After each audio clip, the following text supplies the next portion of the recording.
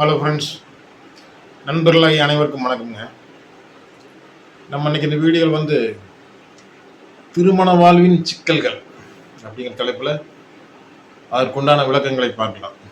சரிங்களா? திருமண வாழ்வின் சிக்கல்கள், திருமண வாழ்வின் பிரச்சனைகள் என்னென்ன அப்படிங்கிறத நம்ம பார்க்கலாம். சரிங்களா? இன்றைய சமூகம் நல்லா இருக்கிற காரணம்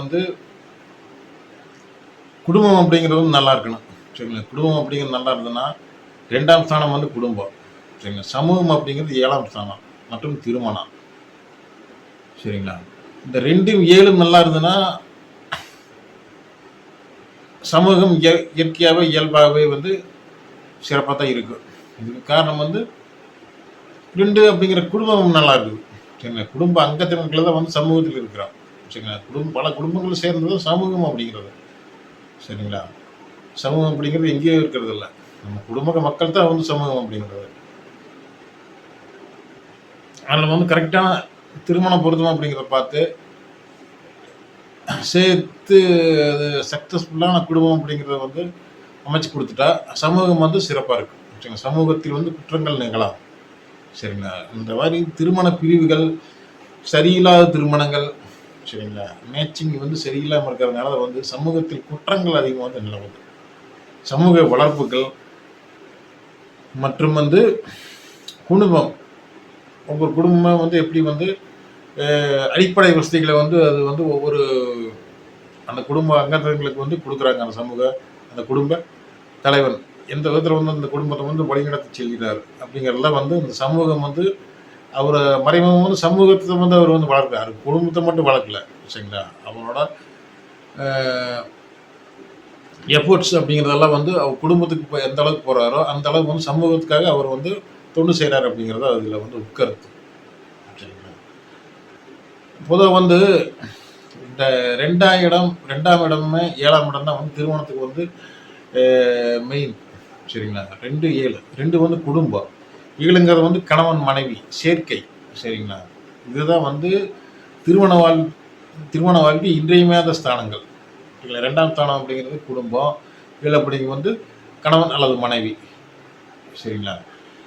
இது நவகிரகங்கள் தான் இந்த திருமணத்தில் திருமணத்திலும் பங்கு வருது.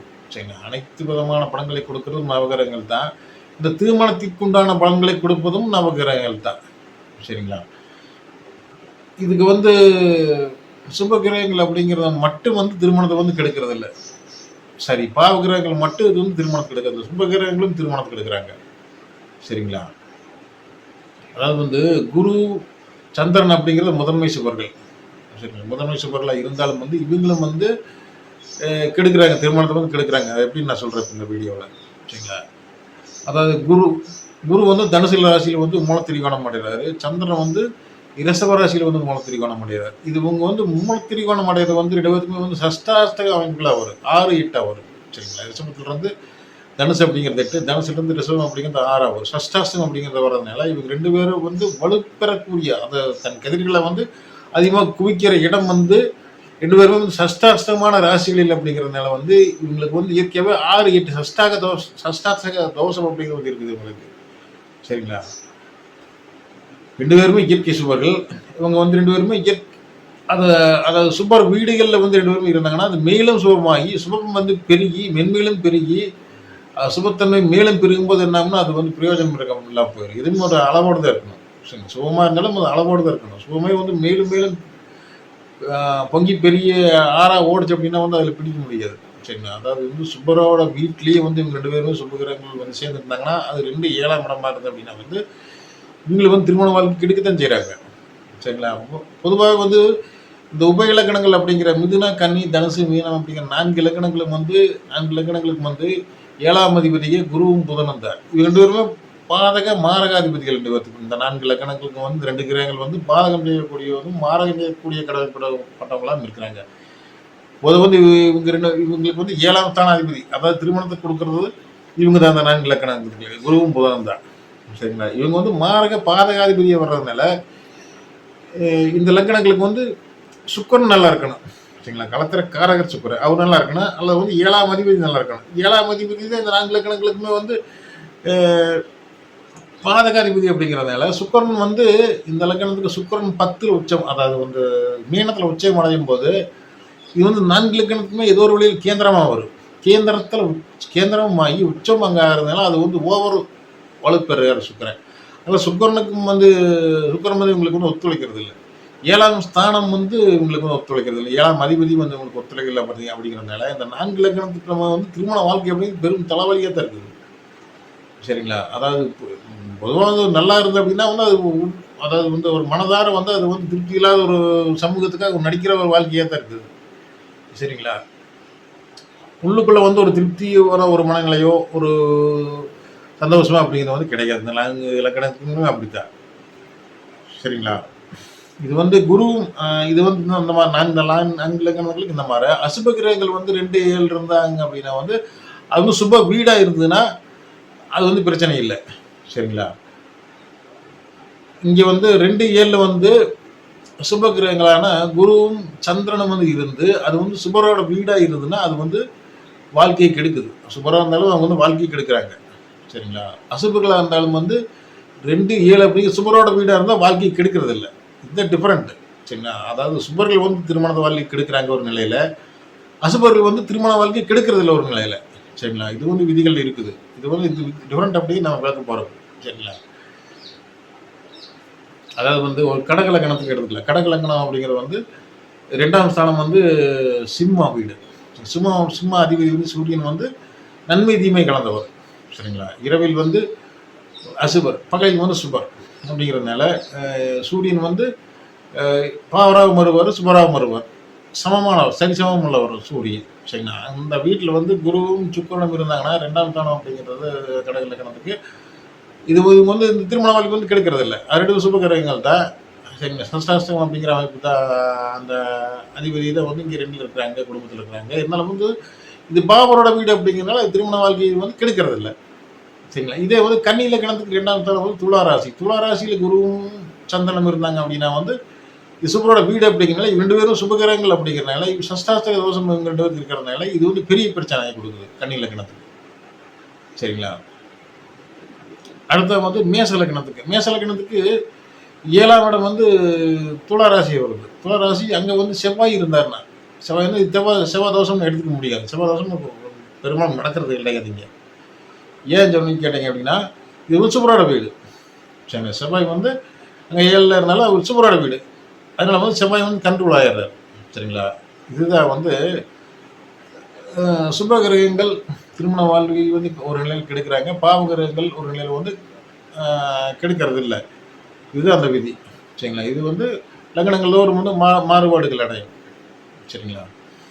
அடுத்தது வந்து திருமண வாழ்க்கை வந்து இப்போ சமூகத்தில் வந்து பெரும்பாலும் 165% தான் வந்து 165% வந்து சரியில்லை. சரிங்களா? 35% அப்படிங்கிறத வந்து சக்ஸஸ்ஃபுல்லான சமூக சக்ஸஸ்ஃபுல்லான திருமண வாழ்க்கை அப்படிங்கிறது. சரிங்களா? 30% தான் அது. சரிங்களா? மற்றபடி 65% வந்து தோல்வியான திருமண வாழ்க்கை அப்படிங்கிறதா இருக்குது. சரிங்களா? இது ஏன் சொல்லி அப்படின்னு கேட்டிங்கன்னா சகிப்புத்தன்மை இல்லை. சரிங்களா? பொறுப்புகளை தட்டி கழிக்கும் ஒரு மனோபாவம் இந்த இளைஞர்களிடம் வந்து அது மிக அதிகமாக வந்து பரவலாக காணப்படுது. சரிங்களா? முற்காலத்துலாம் வந்து ஒரு சண்டை வந்துச்சு அப்படின்னா அதுக்கு பெற்றவங்களுக்கு தெரியறதுக்கே வந்து ஒரு 3 மாதம் 4 மாதம் ஆயிடும். அப்போ தான் வந்து அது தெரிய வருது. ஆனால் இப்போ போல் அப்படி இல்லை. வாட்ஸ்அப் காலில் ஆன் பண்ணிவிட்டு வாட்ஸ்அப் வீடியோவில் வந்து அதை ரெக்கார்ட் பண்ணிட்டு தான் சண்டையை போடுறாங்க இப்போல்லாம். சரிங்களா? அந்தளவுக்கு வந்து உடனடியாக வந்து பரவுது இதுவுமே. சரிங்களா? இதனால் வந்து சகிப்புத்தன்மை இல்லை.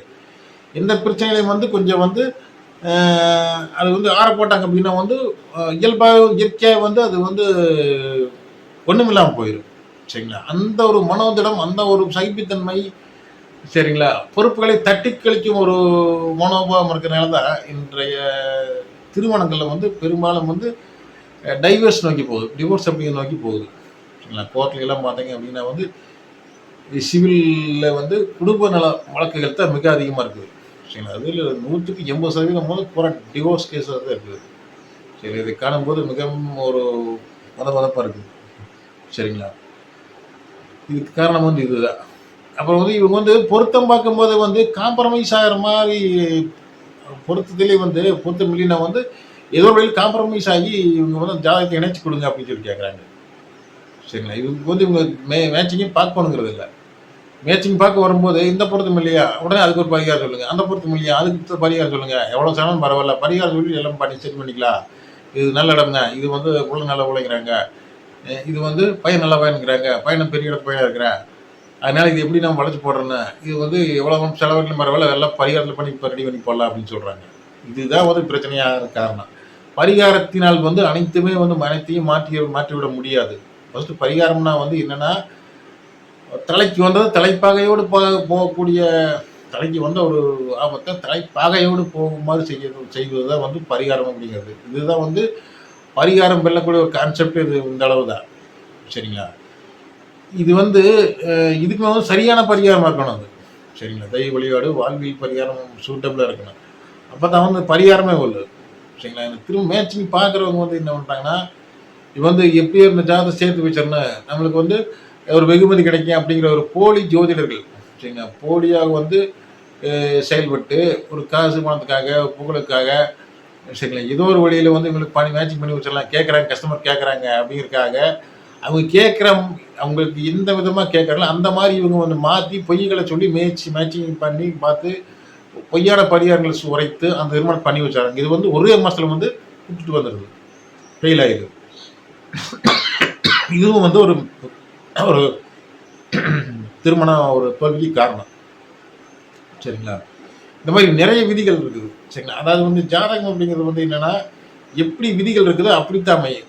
அதை வந்து கரெக்டாக மேட்சிங் பார்க்கணும். அதாவது ஆழமாக தோண்டும் போது தான் வந்து டைமண்ட் அப்படிங்கிறது கிடைக்கும்.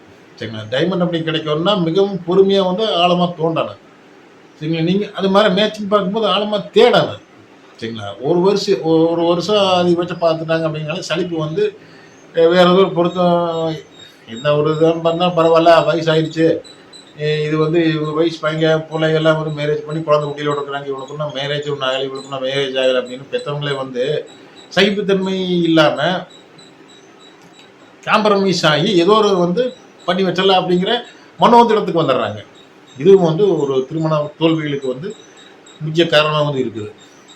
சரிங்களா, அப்புறம் காதல் பண்ணிட்டாங்க, இது வந்து நீங்கள் வந்து பொருத்தம் தான் பாருங்க அப்படிங்கிறாங்க. காதல் பண்ணிட்டா பொருத்தமே பார்க்குறீங்க, ஒன்றா ஜாதகத்தை நம்புங்க, இல்லைன்னா காதலை நம்புங்க. சரிங்களா, இது ரெண்டுமே வந்து நல்லா இருக்கணும் அப்படின்னா வந்து ஒன்றும் பண்ண முடியாது. என்ன ஒரு காதல் பண்ணாலுமே அந்த இயற்கை அசம்பாவிதங்கள் அப்படிங்கிறதெல்லாம் தடுக்க முடியாது.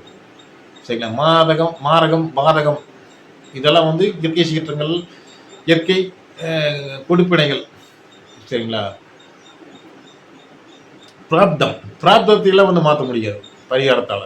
பிராப்தம் அப்படிங்கிறது கொடுப்பினை, இவ்வளவுதான், அது அவ்வளவுதான் அப்படின்னா அது அவ்வளவுதான். அது எந்த பரிகாரமும் செய்ய முடியாது. நம்ம மனோ திருப்திக்காக ஒரு சின்ன சின்ன செயல்பாடுகளை வந்து வேணால் வந்து ஒரு பொறுமையாலும் நம்மளோட ஒரு பெரும் முயற்சியாலும் அதை வந்து சில ஒரு மாற்று வழியில் பயணிக்க செய்யலாம். ஒரு கடுமையான ஒரு விதியை வந்து மாற்று வழியில் அதை வந்து பயணிக்க செய்யலாம். அவ்வளவுதான ஒழிய அடியோடு மாற்றக்கூடிய ஒரு ஈஸ்வரனின் தன்மைகள், அதாவது சிவபெருமானின் தன்மைகள், பரம்பொருளின் தன்மைகள் நம்மளுக்கு கிடையாது. அப்படிங்கிறத நம்மளே அனைவரும் வந்து கடவுளாக மாறி நம்ம மனுஷனாக வந்து பிறந்து இவ்வளோ சிரமப்பட்டு இருக்கணுங்கிற அப்படிங்கிறது இல்லை. சரிங்களா, அதனால வந்து அப்புறம் திருமண வாழ்க்கையில் வந்து 7ஆம் அதிபதியோட 11ஆம் அதிபதி எவ்வளவா இருந்தாங்கன்னா இது இயற்கையாக வந்து 2ஆம் திருமணத்துக்கு நகர்த்தி கொண்டு தான் போகுது. சரிங்களா, இது வந்து ஒரு காரணம், திருமண தோல்விக்கு இதுவும் ஒரு காரணம். இதையும் வந்து சரியாக பார்க்காம வாழமரத்துக்கு தாலி கட்டுறது, அப்புறம் வந்து 7ஆம் இடத்துக்கு என்னென்ன இருக்குதோ அங்கே திருமண மண்டபத்துக்கு போயிட்டு வந்தால் அங்கே வந்து ஒன்றும் பிரச்சனைலாம் போயிடுது. இந்த மாதிரி ஒரு பரிகாரங்கள் எடுத்து, அதாவது ஒரு சரி வர இல்லாத பரிகாரங்கள் ஈனதோணாம் என்று செய்து சரியான ஒரு பரிகார ஸ்தலங்களுக்கு போகாமல் பண்ணி விடுவதால் திருமணம் வந்து தோல்வியில் தான் முடியுது. சரிங்களா, அதுக்கு உண்டான சரியான முறையான பரிகாரங்கள் அப்படிங்கிறது இருக்கணும். வாழைமரத்துக்கு, அதாவது 2 திருமணம் அப்படிங்கிற தோஷம் இருக்குது அப்படின்னா வந்து வாழைமரத்துக்கு தாலி கட்டிட்டா அது பெண்ணாக இருந்தாலும் வாழைமரத்துக்கு தாலி கட்டுறாங்க. ஆனால் இருந்தால் வாழைமரத்துக்கு தாலி கட்டிட்டு அதை வெட்டி போட்டு மகளிர் பண்ணிட்டா வந்து தோஷம் நீங்குது அப்படின்னா, பெண்ணாக இருந்தாலும் அந்த மாதிரி பண்ணு. பெண்ணுக்கு தீவிரமாக இருந்துன்னா வாழைமரத்துக்கு பெண் தாலி கட்டுறது, ஆண்ட தாலி கட்ட பெண் தாலி கட்டலாமா, பெண் தாலி கட்டிட்டு வாழைமரத்தை வெட்டி போட்டு அதுக்கு இந்த மாதிரி பண்ணிக்கலாம். இந்த மாதிரி பொருத்தமில்லாத பெரியங்களை செய்து இது வந்து சிக்கலில் மேன்மேலும் வரவழைத்து இது வந்து திருமண வாழ்க்கையை தோல்வியில் வந்து முடிய செய்துக்காங்க. சரிங்களா? இது வந்து பெற்றோரே வந்து இதுக்கு வந்து சம்மந்தப்படுறாங்க. ஜோதிடர்களும் வந்து உடன்படுறாங்க இதுக்கு. அவங்க என்ன கஸ்டமர் என்ன சொல்றாங்களோ இவங்க கேட்குறாங்க. அவங்களுக்கு தான் இவங்க வந்து பிடிக்குன்னு சொல்றாங்களே ஒழிய, இவங்கள படிச்சு அவங்க கேட்கறதில்ல. சரிங்களா? உண்மையான விதிகள் அப்படிங்கிறது இவங்க தான் எடுத்து சொல்லணும். இந்த மாதிரிலாம் இருக்குது, இந்த மாதிரி நடக்கும், இந்த மாதிரி இதுன்னு எந்த மாதிரி மாத்தணுமா, எந்த மாதிரி வெயிட் பண்ணணுமோ, அந்த மாதிரி வெயிட் பண்ணுங்க. அந்த காலங்கள் எப்போ வருமோ அப்போ வந்து மேரேஜ் ஆகுது உண்மையை சொல்லணும். அந்த அந்த காலத்துல இருந்த நிலவரங்கள் எப்படி இருக்கு? அது வரைக்கும் வெயிட் பண்ணி தான் ஆகணும். சரிங்களா? அந்த மாதிரி விதிகள் சொல்லாம, அவங்க எனக்கு இந்த 1 மாசத்துல பண்ணி பாருங்க. நான் வெளிநாடு போலாம்ன்னு இருக்கிறேன். உங்க பொண்ணு வெளிநாடு போலாம்ன்னு இருக்கிறா. அங்க போனா பயங்கரமான ஒரு பார்க்க வேண்டியது இருக்குது. அதிகமான சேலரி. அதனால 1 மாசத்துக்குள்ள வந்து மேரேஜ் பண்ணிட்டு அவங்க கிளம்புற வழி திருமணம் பண்ணி வச்சு அவங்க அனுப்புற வழி பாருங்க அப்படின்னு சொல்லி கேட்டாங்கன்னா, இதுக்கு நம்ம என்ன பண்ண முடியும்? இது போலியா தான் சொல்ல முடியும். ஏன்னா இது தொகை அதிகமா குடுத்தாங்க அப்படின்னா ஒரு சிலர் வந்து மாறிடுறாங்க. ஜோதிடர்கள் வந்து பணத்துக்கு ஆசைப்பட்டு போலி ஜோதிடர்கள் வந்து மாறிடுறாங்க. அவங்களோட தொழில் தப்பு இல்ல. அவங்களோட அமைப்புகள் அப்படி இருக்குது. சரிங்களா? அதனால ஜாதகத்தில் வந்து திருமண வாழ்க்கையை வந்து நம்ம கடைசி வரைக்கும் நம்ம கூட வாழ்க்கை துணை நம்ம கூட இருக்கணும். நம்மளுக்கு வந்து குடும்பம் நல்லா அமையணும் அப்படின்னு சொல்லி கேட்டாங்க அப்படின்னா, அப்படி விரும்புனீங்க அப்படின்னா, உண்மையா வந்து நமக்கு எந்த அமைப்புகள், எந்த காலங்களில் வந்து அந்த மாதிரி வந்து அமையும், அது வரைக்கும் நம்ம வெயிட் பண்ணணும். சரிங்களா? வெயிட் பண்ணி அந்த காலங்கள் இயற்கையாகவே திருமணம் அமையும். அந்த திருமணத்தை யாராலும் வந்து தடுக்க முடியாது. எதாலும் வந்து அதை வந்து கெடுக்க முடியாது. சரிங்களா? அந்த மாதிரி உரிய ஒரு இதையை வந்து நம்ம பண்ணிக்கிட்டோம் அப்படின்னா வந்து எதனாலும் வந்து அதை மாற்ற முடியாது. கிரகங்களாலேயே மாற்ற முடியாது. கிரகங்கள் பண்ணி வைக்காத கிரகங்களாலேயே மாற்ற முடியாது. சரிங்களா? Okay friends. நம்ம அடுத்த வீடியோவில் வேறொரு தலைப்பு சந்திக்கலாம். நம்ம சேனலை இது வரைக்கும் சப்ஸ்கிரைப் பண்ணவங்க சப்ஸ்கிரைப் பண்ணுங்கள், லைக் பண்ணுங்கள், கமெண்ட்ஸ் பண்ணுங்கள். கீழே இருக்கிற வாட்ஸ்அப் நம்பருக்கு உங்களோட பிறந்த விவரங்களை அனுப்பி ஆன்லைன்லேயே கன்சல்டேஷன் பார்த்துக்கலாம். கட்டணம் வந்து 500 மட்டும்தான். Okay friends. நன்றிங்க.